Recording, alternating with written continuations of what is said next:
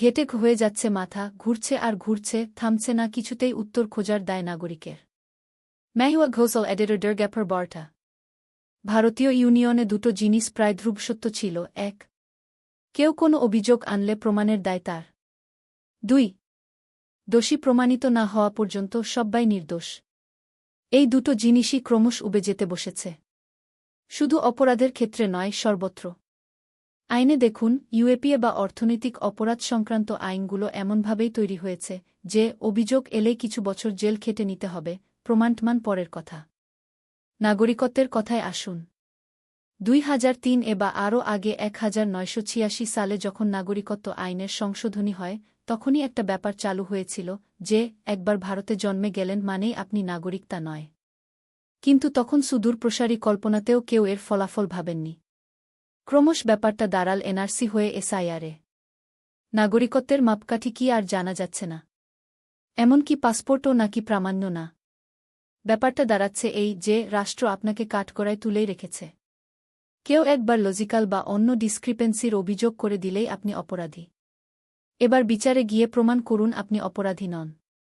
জনকল্যাণের ক্ষেত্রেও দেখুন। ১০০ দিনের কাজ ইত্যাদি যখন শুরু হয়, আইডিয়াটা ছিল যে কেউ এই সুবিধা পেতে পারেন। তারপরে পশ্চিমবঙ্গের ক্ষেত্রে এক এক করে এল স্বাস্থ্যসাথী বা লক্ষ্মীর ভাণ্ডার প্রকল্প। সবকটাই সার্বজনীন। কেউ জালি করে কিছু টাকা পেতেই পারেন, কিন্তু একজন যোগ্য যেন বাদ না যায়, সেটাই ছিল লক্ষ্য। নতুন জমানা এসে সেটা উল্টে গেল। আয়ুষ্মান ভারত সার্বজনীন না, সে জানাই ছিল। অন্নপূর্ণার ব্যাপারটা জানা ছিল না। কিন্তু মন্ত্রী ঘোষণাই করে দিলেন ওটা সার্বজনীন না।